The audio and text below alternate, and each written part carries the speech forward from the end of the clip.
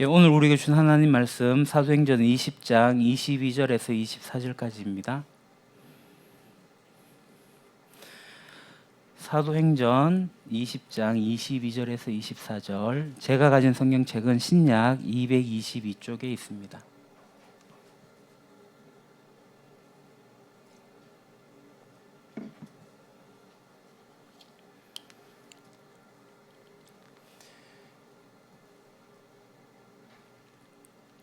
사도행전 제20장 22절에서 24절까지의 말씀 우리 다 같이 봉독하도록 하겠습니다. 보라, 이제 나는 성령에 매여 예루살렘으로 가는데 거기서 무슨 일을 당할는지 알지 못하노라. 오직 성령이 각 성에서 내게 증언하여 결박과 환난이 나를 기다린다 하시나 내가 달려갈 길과 주 예수께 받은 사명 곧 하나님의 은혜의 복음을 증언하는 일을 마치려 하면은 나의 생명조차 조금도 귀한 것으로 여기지 아니하노라. 아멘. 우리가 지금까지 재물에 대해서 돈이 뭔지 그리고 이 돈을 어떻게 사용할지, 이 헌금은 또 어떻게 할 건지에 대해서 살펴봤습니다. 그 헌금의 원리가 세 가지가 있는데 이 세 가지에 입각해가지고 우리가 잘 사용해야 됩니다. 하나님과 관계에서 그리고 이 교회 공동체와 관계에서 자기 자신의 입장에서 잘 살펴야 되는데 그 첫 번째 원리가 뭐죠? 헌금은 신앙 고백입니다. 그리고 두 번째 원리가 뭐죠? 헌금은 교회의 필요와 사역 때문에 해야 됩니다. 그리고 헌금의 세 번째 원리는 자원하는 마음입니다. 이 세 가지 원리를 잘 통합적으로 우리가 잘 사용해야 됩니다. 근데 이게 쉽지가 않아요. 오늘날 한국 교회의 현실을 보게 되면 이 자원의 원리만 가지고 이야기해도 이게 쉽지가 않습니다. 자원해라 하면은 헌금이 솔직하게 안 들어옵니다. 왜 그럴까요? 우리 교회 이야기가 아니라 한국 교회 성도들의 신앙 상태가 그렇습니다. 지금까지 헌금을 누가 보기 때문에, 목사님이 보니까 내 이름을 내기 위해 가지고 해왔던 일들이 사실은 있습니다. 교회는 성도들의 신앙을 키워내는 곳이지 돈을 키우는 곳이 아닙니다. 근데 교회가 돈으로 자꾸 커요. 그거는 돈이 일하는 교회지 하나님이 일하시는 교회라고 보긴 힘듭니다. 하나님에 대한 신앙 고백으로 우리가 교회를 하게 됩니다. 그래서 교회들이 자꾸 교회 몸집만 불리고 있는데요. 그렇게 해서는 교회가 교회 되지 않습니다. 그건 저는 우리 교회가 정말 하나님 보시기에 아름다운 교회, 진짜 교회가 되면 좋겠습니다. 실제 성경에서 바울이 그렇게 했습니다. 실제 초대 교회가 그렇게 이루어졌습니다.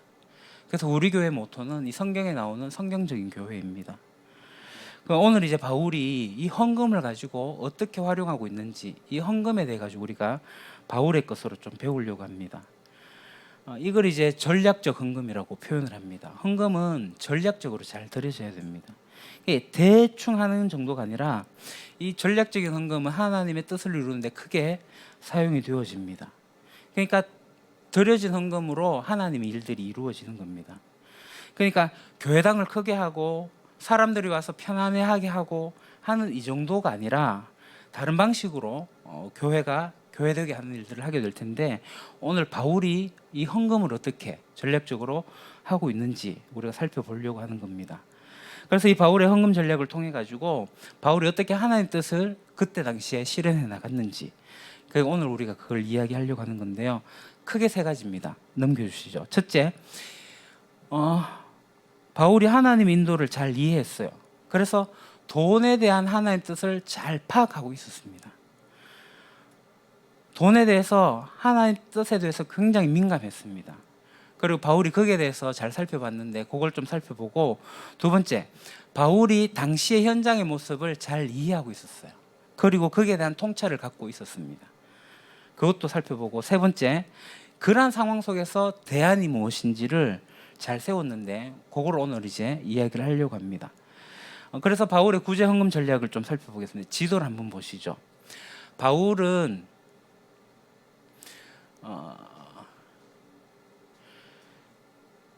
이방 선교를 한 사람입니다. 우리가 잘 압니다. 그죠?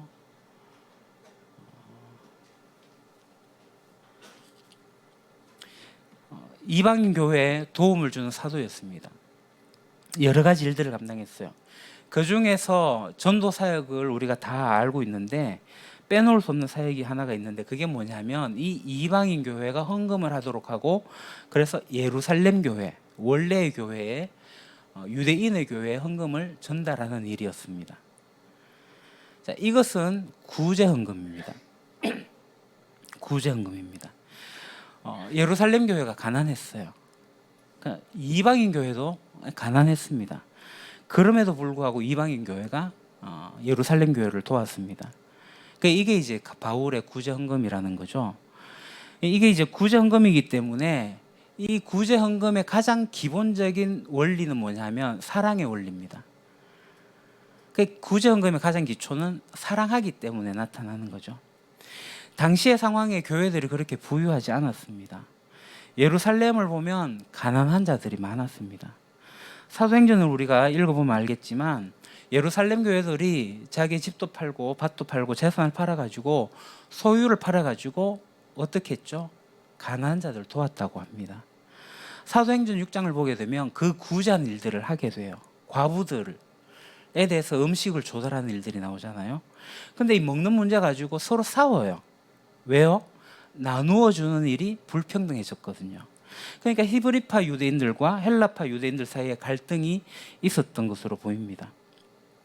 예루살렘 교회가 그렇게 넉넉하지가 않았어요. 넉넉했다면 많은 이들에게 넉넉하게 베풀었겠지만 그렇지가 않은 것 같아요.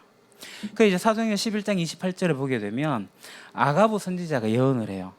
흉년이 될 것을 예언하는데요. 11장 28절. 그 가운데 페이지 넘겨주세요. 아가보라는 사람이 성령의 감동을 받아서 일어나 온 세계에 큰 기근이 될 것이라고 예언하였다. 바로 그 기근이 글라우디오 황제 때에 들었다. 흉년이 들었어요. 기근이 들었어요. 어려워졌습니다. 근데 이 예루살렘 교회가 더 어려워진 거예요. 그래서 이방인 교회에서 이 예루살렘 교회를 도우기 위해 가지고 헌금을 모아서 가져다 주는 일을 하게 됐는데 그게 바울이 했습니다. 그러면 이방인 교회는 넉넉했느냐? 그렇지 않죠. 우리가 지난번에 살펴본 것처럼 고린도후서 8장 2절을 보십시오.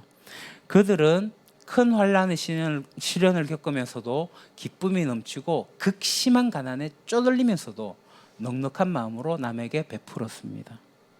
그들도 가난했어요.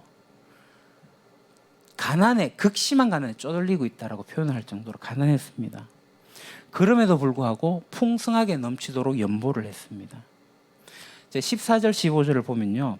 지금 여러분의 넉넉한 살림이 그들의 궁핍을 채워주면 그들의 살림이 넉넉해질 때에 그들이 여러분의 궁핍을 채워줄 수 있을 겁니다.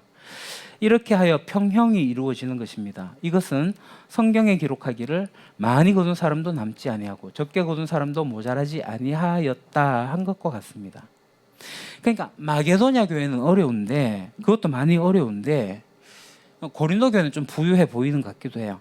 그러니까 모든 성도들이 다 부유한 게 아니라 부한 사람도 있고 그 교회에 가는 사람도 있고 근데 전체적으로는 부유했다고 이제 고린도 교회를 보게 됩니다. 왜냐하면 그때 당시 고린도라는 도시가 부유한 도시였거든요. 그래서 교인들 중에는 소위 말하는 갑부들, 부자들이 있었으리라고 봅니다.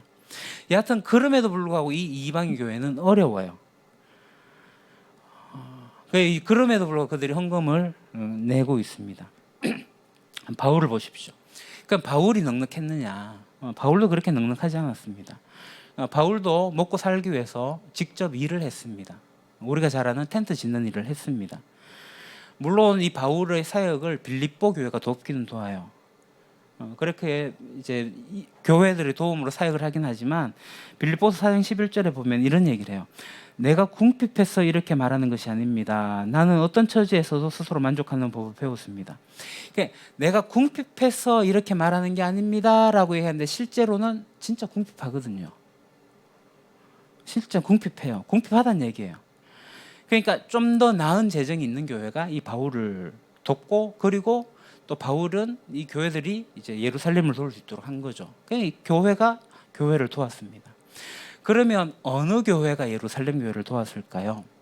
첫째는 안디옥 교회입니다. 사도행전 11장 27절에 30절. 그 무렵에 예언자 몇이 예루살렘에서 안디옥에 내려왔다. 그 가운데 아가보라는 사람이 성령의 감동을 받아서 일어나 온 세계에 큰 기근이 될 것이라고 예언하였다. 바로 그 기근이 글라우디오 황제 때에 들었다. 그래서 제자들은 각각 자기 형편에 따라 몫을 정하여 유대에 사는 신도들에게 구제금을 보내기로 결정하였다. 그들은 그대로 실행해서 바나바와 사울 편에 그것을 장로들에게 보냈다. 아멘. 그러니까 안디옥 교회 성도들을 대표해서 바울과 바나바가 헌금을 가지고 예루살렘 교회에 전달을 합니다. 그러니까 1차로 예루살렘 교회를 도운 교회는 안디옥 교회입니다. 그 다음 페이지. 그리고 이제 그 다음 클릭 한 번 더 해주시죠. 안디옥 교회가 예루살렘 교회로 보냈고요. 그 다음에 또 2차로 보낸 교회들이 있습니다. 어디냐 하면 갈라디아 교회, 마게도냐 교회, 아가야 교회들이 2차로 예루살렘에 보냅니다. 이런 것만 보면 어떤 생각이 드십니까? 이 가난한 교회를 돕기 위해 가지고 헌금을 모아서 이제 바울이 그걸 가지고 가니까 그야말로 이게 구제 헌금이죠. 이게 그리스도인이 보여야 될 가장 기초적인 사랑의 원리입니다. 근데 의문점이 남아요. 이 사랑의 원리로만 이 구제 헌금이 이루어졌을까? 그걸 이해하기가 어렵습니다. 왜냐하면 바울은 바쁜 사람입니다. 그러니까 바울은 구제 사역만을 하는 사람이 아니거든요. 매우 바쁜 삶을 사는 사람인데 굳이 구제 헌금을 전달하는, 그러니까 배달하는 일까지 했을까 하는 의문이 있습니다. 그러니까 사도행전 6장 2절을 보게 되면요, 구제 헌금을 나눠주면서 도와줬습니다. 근데 그 히브리 펠라파 그 갈등이 생기잖아요. 싸움이 생겼어요. 그때 사도들이 뭐라고 얘기를 하죠? 6장 1절 2절 보죠. 이 시기에 제자들이 점점 불어났다. 그런데 그리스 말을 하는 유대 사람들이 히브리 말을 하는 유대 사람들에게 불평을 터뜨렸다. 그것은 자기네 과부들이 날마다 구호 음식을 나누어 받는 일에 소홀히 여김을 받기 때문이었다. 그래서 12사도가 제자들을 모두 불러놓고 말하였다. 우리가 하나님의 말씀을 전하는 일은 제쳐놓고서 음식 베푸는 일에 힘쓰는 것이 좋지 못합니다. 사도들이 구제와 관여해가지고 이런저런 일을 하기보다는 기도와 말씀에 전무하겠다. 그게 더 힘쓰겠다. 구제하는 거는 다른 사람들이 하면 좋겠다 라고 하는 거죠. 그래서 7명의 일꾼을 세우는 거예요. 그게 이제 집사라고 표현을 하는데요. 사도들이 구제하는 일을 하지 않았다는 거죠. 물론 그 일을 하면서 문제가 생겼고 그 일에 손을 떼게 됐습니다. 그러니까 12사도는 구제하는 일을 다른 사람에게 맡기고 그들이 하는 일은 말씀과 기도에 전무하는 거였어요. 그런데 왜 바울은 굳이 자기가 이 구제하는 일을 챙기려고 했을까? 왜 굳이 그랬을까요? 이거 다른 사람에게 맡기면 되잖아요. 12사도들처럼 나 기도와 말씀에 그리고 복음 전하는 일에 전무하면 돼요. 맡기면 되는데 아마 바울도 그런 생각은 같았을 겁니다. 그런데 바울에게 어떤 의도가 있었기 때문에 직접 구제하는 일에 동참을 했다고 볼 수가 있는 거죠. 자, 이 헌금을 거두는데 바울에게 오해가 많습니다. 그러니까 바울이 자꾸 이방인 교회에서 예루살렘 교회 이야기를 하고 나니까 사람들이 뒤에서 바울에 대해서 안 좋은 이야기를 하는 거예요. 바울은 겉으로는 돈 이야기 안 하고 자기가 자비랑 한다고 그러는데 사실 뒤로는 예루살렘 교회 헌금하라고 하면서 뒷주머니 찬다 라는 이야기가 돌기 시작하는 거죠. 그런 식의 루머가 돌기 시작한 거예요.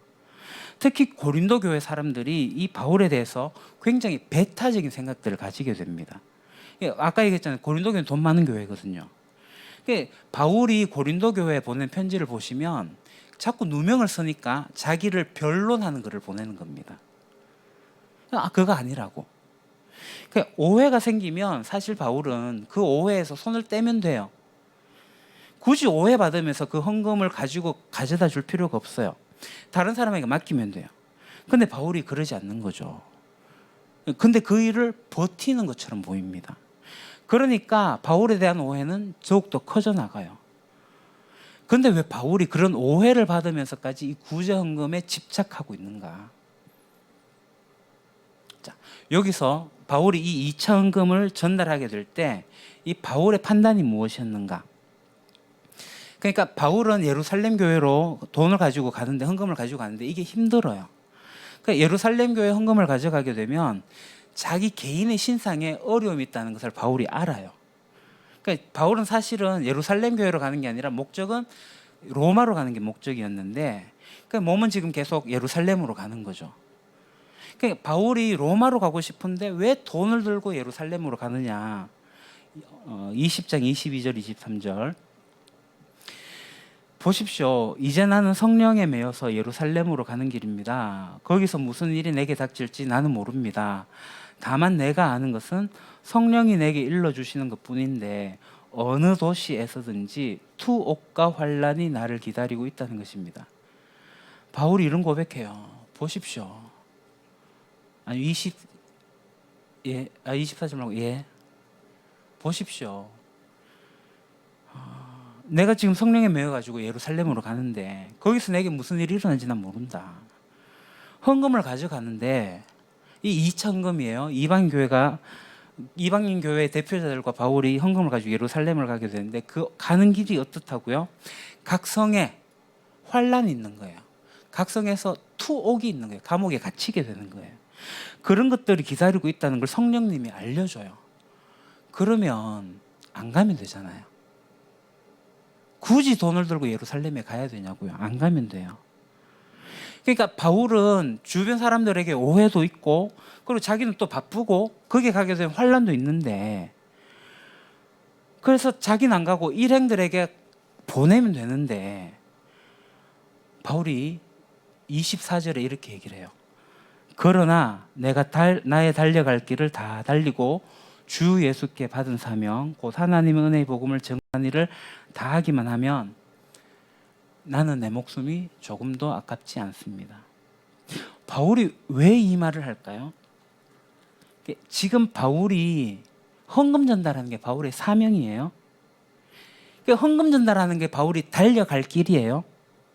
물론 사랑의 원리로서 이 사랑의 계명으로서 헌금을 전달하는 건 매우 중요한 일이긴 합니다. 근데 굳이 바울이 그걸 가지고 올라가지 않아도 됩니다. 오히려 그렇게 되면 일이 잘못될 수가 있어요. 그런데 이 구제 헌금 자체를 생각하면 바울이 안 가는 것이, 예루살렘으로 안 가는 것이 더 나을 수 있음에도 불구하고 바울이 이런 말 하는 거예요. 나의 달려갈 길, 주 예수께 받은 사명, 하나님 은혜의 복음을 증언하는 일, 이런 말을 하면서 헌금을 가지고 올라간다고요. 왜 그럴까요? 그건 사랑의 원리에 더해서 연합과 정당성이 있기 때문입니다. 다음 페이지. 이것을 이해하면 1차 헌금, 2차 헌금을 다시 살펴봐야 되는데, 사도행전 11장에서 아가보가 예언을 하잖아요. 흉년이 든다. 그래서 안디옥 교회가 헌금을 하게 돼요. 그래서 바울과 바나바가 헌금을 가지고 예루살렘으로 가요. 그 당시의 상황을 이해하면서 이걸 잘 보셔야 됩니다. 자, 당시에 유대인 교회하고 이방인 교회가 연결이 되어 있지 않았습니다. 유대인과 이방인 사이에 엄청난 갈등이 있었어요.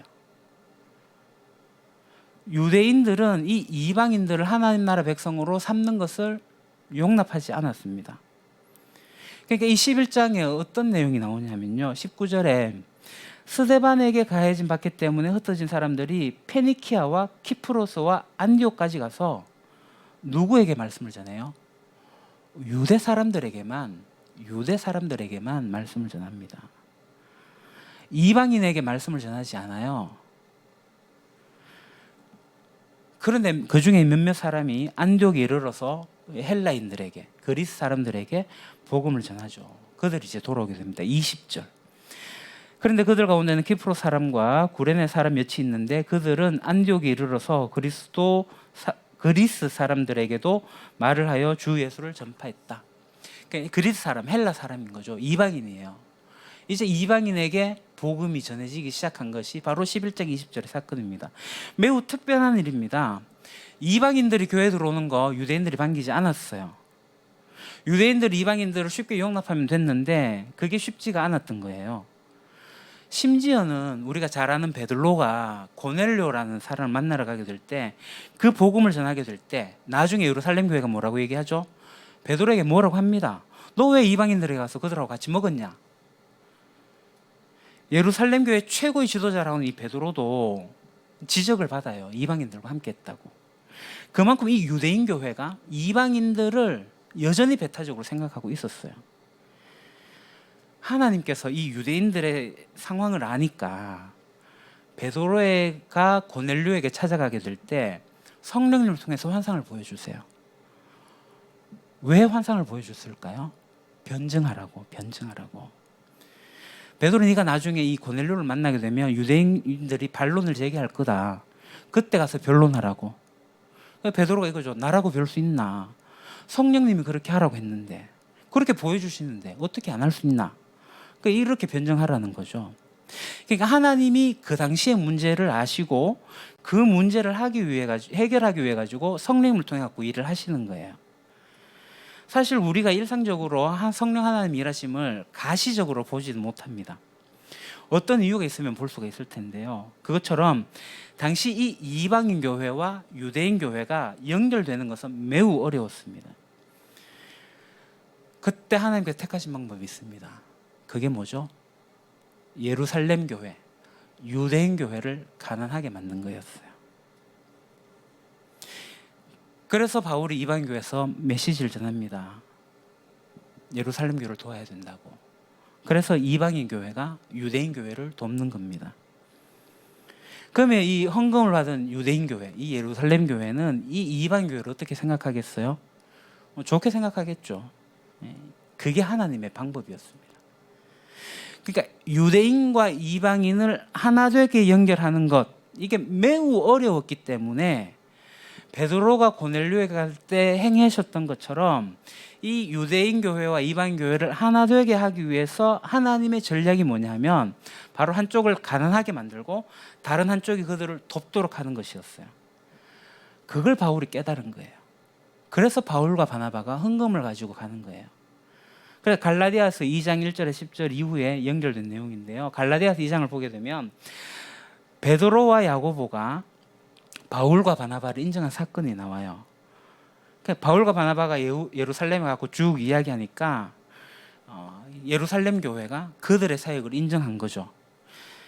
무슨 일이 일어난 거냐면 목적은 헌금을 전달하는 건데 이 헌금으로 말미암아가 예루살렘 유대인 교회와 이방인 교회가 공식적으로 서로를 인정하게 되는, 특별히 바울과 바나바의 사역을 인정하는 일이 일어나게 됩니다.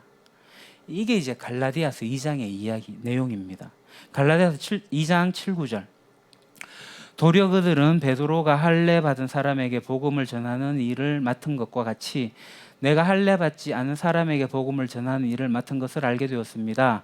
그들은 베드로에게는 할례 받은 사람에게 복음을 전하게 하시려고 사도직을 주신 분이 나에게는 할례 받지 않은 사람에게 복음을 전하게 하시려고 사도직을 주셨다는 사실을 깨달았습니다.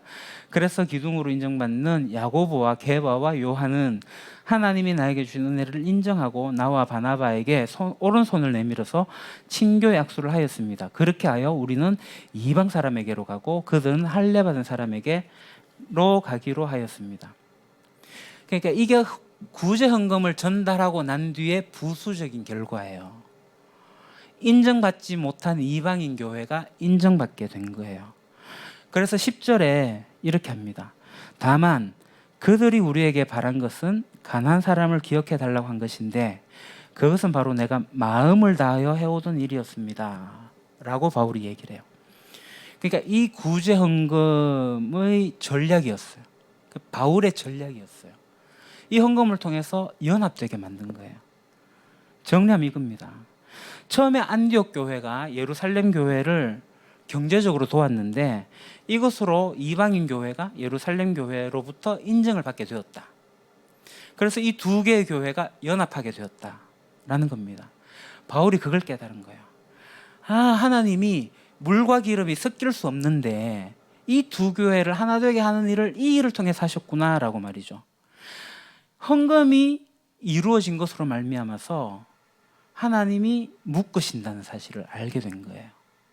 그래서 바울이 사역하면서 이방인 교회의 대표 사역자로서 하나님이 쓰신 이 방법을 이방인 교회에 또 전하게 됩니다. 왜요?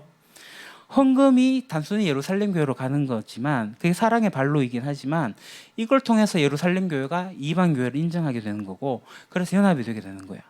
그러니까 특별히 2차 구제 헌금이 전달되게 될 때 특별한 상황이 있었습니다. 일단 지중해 지도를 한번 보시죠. 이 지도가 눈에 들어오시는지 모르겠습니다. 이 동그라미가 바울이 1차적으로 사역했던 곳입니다. 1차 전도, 2차 전도. 그러니까 지금의 터키와 그리스 쪽입니다. 예루살렘으로부터 안디옥으로부터 해서 이쪽 지역으로 전도를 했어요. 그러니까 이게 동방구의 사역의 마지막이 이제 구제 헌금의 2차 헌금을 전달하면 이 사역이 끝이 나요. 지금 그래서 바울은 이 구제 헌금을 이 동방구 사역이 끝나는 것으로 보고 그 다음 계획을 세웁니다. 그게 뭐냐면 지금 이곳에 이방인 교회를 세우고 나서 이 예루살렘 교회와 이방인 교회가 연합되고 나서 결국 이 동방구 사역이 마무리되어지고 나면 바울은 로마를 거점으로 어디로 가냐 하면 스페인으로 갈 계획이었습니다. 그러니까 바울이 이 구제 헌금 사역을 하게 된 것은 단순히 사랑의 이유 때문이 아니라 그 사랑은 원래 이제 그 헌금하기 위한 첫 출발이었고 하나님이 이걸 통해서 연합되게 하신다는 걸 알았기 때문에 바울은 이것을 사명이라고 얘기를 한 거예요. 하나님이 내게 주신 사명이다. 그리고 결국 이것은 복음을 전하는 거다라는 겁니다.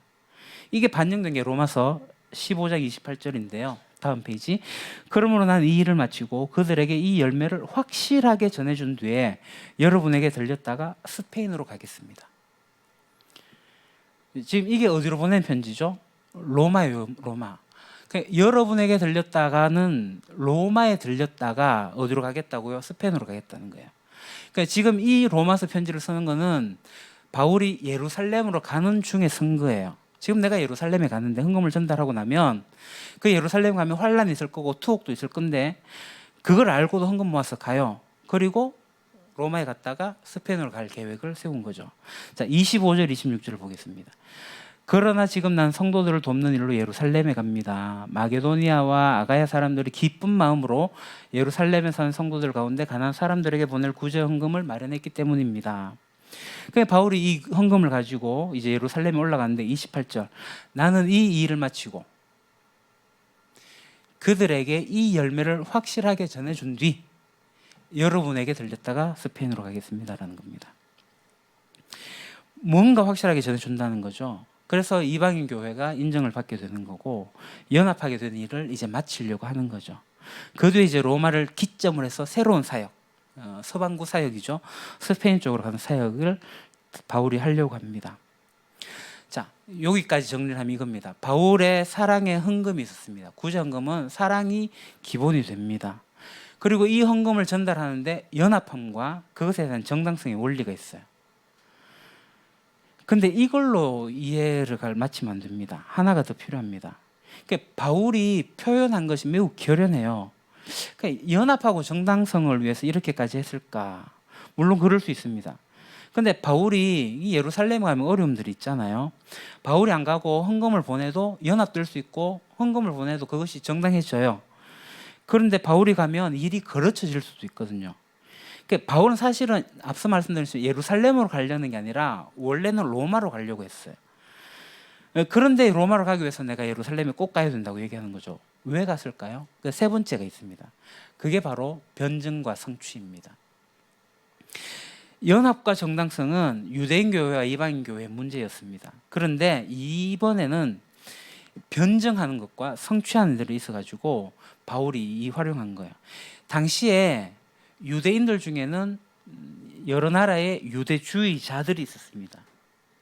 그 유대주의자들이 바울이 가는 곳곳마다 힘들게 해요. 바울의 사역 현장에 복음 전하는 일도 많이 어려운데 유대주의자들이 늘 방해를 해요. 그 부딪힘이 있습니다. 그 유대인들이 방해를 하고 유대인들이 핍박을 해요. 그 유대인들이 로마 제국을 등에 업고 바울을 공격하거든요. 이 문제를 바울이 어떻게 해결할까?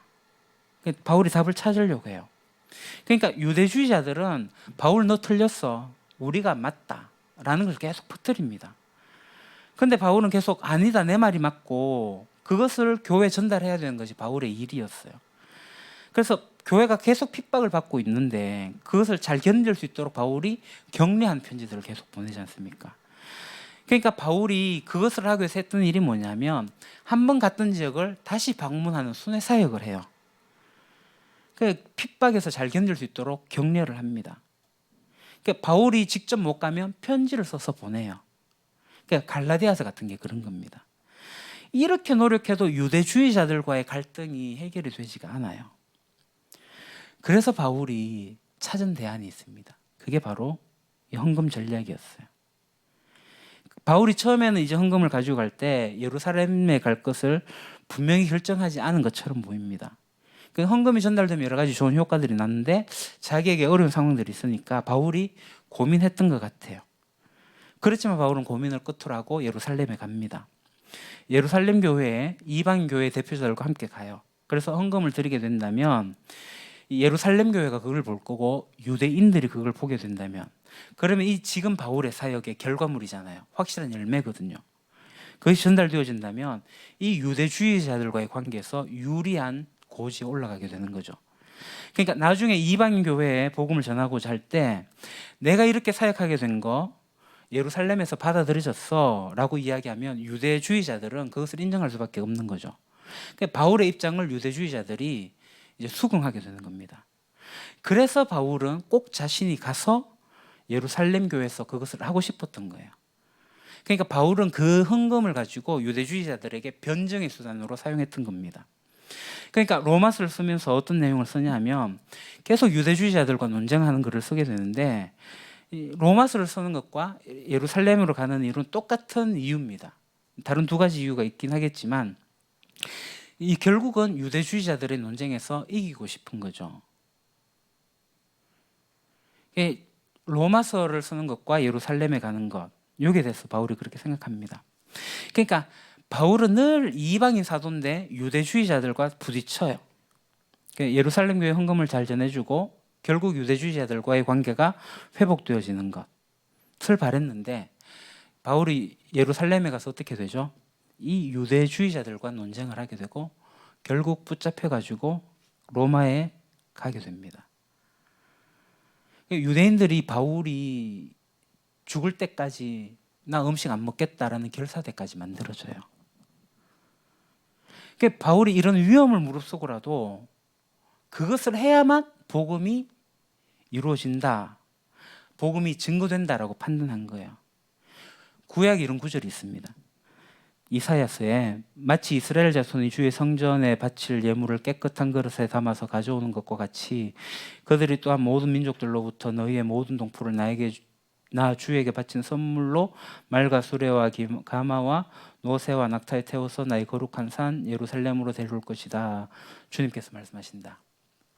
스바냐에 그때 내가 뭇 백성의 입술을 깨끗하게 하여 그들이 나 주의 이름을 부르며 어깨를 나란히 하고 나를 섬기게 할 것이다. 에디오피아 강 저 너머에서 나를 섬기는 사람들, 내가 흩어보낸 사람들이 나에게 예물을 가지고 올 것이다. 그러니까 구약에서 마지막 때에 이방인들이 예물을 가지고 예루살렘으로 온다는 그 내용이 있습니다. 그러니까 바울은 지금의 때가 이 그리스도의 때다, 그것을 신학적으로 증명하고 있는 거죠. 그래서 바울이 로마서 15장 16절 이렇게 얘기합니다. 하나님께서 이 은혜를 내게 주신 것은 나로 하여금 이방 사람에게 보내실 받은 그리스도 예수의 일꾼이 되게 하여 하나님의 복음을 전하는 제사장의 직무를 수행하게 하시려는 것입니다. 그리하여 이방 사람들로 하여금 성령으로 거룩하게 되게 하여 하나님께서 기쁨으로 받을 제물이 되게 하시려는 것입니다. 이게 무슨 말이냐면 이방인 교회가 헌물을 하게 되고 헌물을 드리는 그것이 이방 교회 전체가 하나님께 자신을 드리는 것으로 바울이 이해를 하고 있는 거죠. 그리고 그것을 드리고 있는 자기 자신은 마치 제사장의 직무를 하고 있는 것이다. 그러니까 이게 구약의 예언이 성취되어지고 있는 것으로 보는 겁니다. 그래서 복음의 증거가 확실하게 나타난 것이 되는 겁니다. 그래서 바울이 그 일을 위해서 내 목숨도 내가 바치겠다라고 이야기를 하는 거예요. 좀 어려운 얘기입니다. 시간도 많이 걸렸고 이해가 좀 어려우실 수도 있긴 하겠지만 정리하겠습니다. 분명히 바울은 구제 헌금을 합니다. 사랑의 발로로 처음 시작을 했습니다. 그런데 바울이 이 구제 헌금을 어떻게 바라봤냐 하면 교회에서 해결할 수 없는 문제를 해결하는 것으로 구제 헌금을 사용합니다. 그리고 신학적으로 논쟁이 되고 있는 유대주의자들과의 관계 속에서 이것을 잘 해결할 수 있다고 판단하게 된 겁니다. 그래서 바울이 돈 문제, 헌금을 전달하는 일에 집착을 하게 된 겁니다. 그만큼 바울은 구제 헌금을 중요하게 여겼습니다. 동방구 사역이 끝난 시점에서 자기의 목숨이 끝날지도 모르는 그런 위험의 상황을 알고조차도 자기가 오해를 받으면서조차도 예루살렘에 돈을 전달하는 것, 이거는 바울의 사랑의 실천이었고 이방인 교회가 인정을 받는, 정당성을 인정받는 것고, 그래서 이 유대인 교회와 이방인 교회가 연합하게 되는 것이었고, 결국 그것으로 유대주의자들과의 논쟁에서 승리할 수 있는 신학적인 성취가 일어나게 되는 것입니다. 여기서 우리가 몇 가지 배울 게 있습니다. 바울이 지금 돈을 가지고 뭔가를 해요. 돈의 기능을 10분 활용해 갖고 하고 있습니다. 자신의 신학적인 주장을 뒷받침하는 것도 됩니다. 그래서 돈은 잘 써야 됩니다. 돈을 잘못 사용하면 하나님의 대적이 됩니다. 그런데 바울은 이 돈을 잘 사용해요. 하나님과 예수님 앞에 돈이 무릎을 꿇도록. 그러기 위해서 바울이 잘하는 것은 바로 하나님의 인도를 잘 따르고 하나님의 뜻을 이루고 있다는 거죠. 바울은 그 시대 상황 속에서 하나님이 원하는 것을 깨달은 사람입니다. 우리도 마찬가지입니다. 우리도 하나님께서 이 돈 문제를 가지고 원하시는 것이 있습니다. 그런데 우리가 어떤 욕심 때문에 하나님이 원하시는 걸 보지 못할 때가 있어요. 바울은 제대로 봤습니다. 그리고 바울은 그 현실의 문제를 통찰했습니다. 사실 돈 갖고 할 수 있는 거 많아요. 우리가 돈의 노예가 되지 않으면 할 수 있는 일이 많습니다. 그래서 바울은 뭔가 대안을 내놓는 사람처럼 보입니다. 돈 문제, 헌금 문제에 대해서 왜 이렇게까지 하나 오해를 받아가면서 자기가 위험에 처해져 가면서 사기꾼이다, 돈을 다 뒤로 빼간다 이런 소리 들으면 저는 그런 소리들 못할 것 같습니다. 근데 바울은 해요. 고지식하게 해요. 이유가 있죠. 하나님이 원하시니까 그것을 쫓아서 한 겁니다. 제가 지금 말씀드리는 것은 돈은 일만하게 근본이니 돈을 폐기하자 그런 얘기 아닙니다. 바울은 돈을 진짜 기묘하게 전략적으로 잘 사용했습니다. 예루살렘 교회를 도왔고 도움받는 사람들이 생겨서 그래서 그 어려움들을 극복해요. 그것뿐입니까? 이방인 교회가 유대인 교회로부터 인정을 받으면서 교회가 연합되게 되었어요. 또 반대자들과 논쟁에서 이기는 쪽으로 활용을 하게 되었고요. 그리고 하나님의 약속이 성취되는 것으로 이루어냈습니다. 굉장히 큰 일입니다. 그런데 우리가 이렇게 할 수 있습니다. 어떻게 해요? 돈에 대해서 욕심내지 말고 돈을 섬기지 않으면 됩니다. 조심해야 하는 것은 하나님의 일은 아무나 하는 게 아닙니다. 앞서 말씀드린 것처럼 돈은 매우 힘이 큽니다. 종이 딸랑 한 장이 있는데 그게 수표가 10억, 몇십억이라 적혀 있으면 그 종이 한 장이지만 엄청난 힘이 있습니다. 여러분 길을 가다가 10억이 적힌 수표를 발견했다 봅시다. 어떡할 겁니까? 신고해야죠. 갖다 줘야 됩니다. 수표는 쓰면 안 됩니다. 갖다 줘야 됩니다. 근데 이게 현금으로 누가 안 보는데 현금으로 10억이 딱 있다. 어떡하겠습니까? 물론 갖다 줘야죠. 예. 그냥 갖다 줘야 돼요. 쓰면 큰일 납니다. 그런데 이 돈에 엄청난 힘이 있습니다. 견물생심. 나 아닌 것 같지만 실제로 그 상황이 되면 모릅니다. 엄청난 힘이 있어요. 그러니까 이 돈을 섬기면 안 됩니다. 이 돈과 하나님을 겸하여 섬길 수가 없습니다. 마태복음 6장 33절에 나오는 것처럼 먼저 그 나라와 그 의를 구하게 되면 돈은 제대로 쓸 수가 있습니다. 여러분 돈의 자유로 오십시오. 돈에 묶이지 말고 그렇게 하지 마십시오. 돈을 숨기지 마십시오. 돈과 하나님 사이를 왔다 갔다 하지 마십시오. 그러면 돈을 제대로 쓸 수가 없습니다. 다시 말씀드리지만 돈과 하나님은 겸하여 섬길 수가 없습니다. 그런데 돈만 섬기는 사람이 있는 건 아니에요. 문제는 하나님만 섬겨야 되는데 하나님도 섬기면서 돈도 섬기는 거죠. 이게 문제입니다. 돈이라는 것은 섬김의 대상이 아니라 사용해야 되는 대상입니다. 하나님의 법에 따라서 하나님의 원리에 따라서 하나님이 우리에게 주신 것으로 말미암아서 우리가 잘 사용하는 겁니다. 바울이 돈을 얼마나 구체적으로 잘 사용했는지 오늘 배웠어요. 좀 긴 시간이었습니다. 오늘로서 이제 헌금에 대한 이야기를 제가 마무리하려고 합니다. 이제 실제적인 우리 교회 헌금 어떻게 할 것인가에 대해서는 아직 좀 더 논의가 있어야 되고 좀 더 있기 때문에 제가 추후에 세미나로 이 말씀을 전하든지 다시 이야기를 하도록 하겠습니다. 성경에서 나온 헌금의 원리들을 우리가 잘 배웠어요. 기억하시고 그 원리대로 여러분들이 하나님만 섬기면서 돈을 잘 사용할 수 있기를 바랍니다. 기도하겠습니다. 하나님, 저희들이 하나님과 돈을 겸하여 섬기지 않고자 합니다. 돈에 자유하게 해주십시오. 돈과 하나님 사이를 왔다 갔다 하지 않게 해주십시오. 하나님만을 섬기고 하나님의 뜻을 이루며 하나님의 방법대로 돈을 잘 사용하게 해주십시오. 교회에 헌금하는 일, 그 하나님의 뜻에 따라서 할 수 있도록 저희들을 이끌어 주십시오. 예수님 이름으로 기도합니다. 아멘.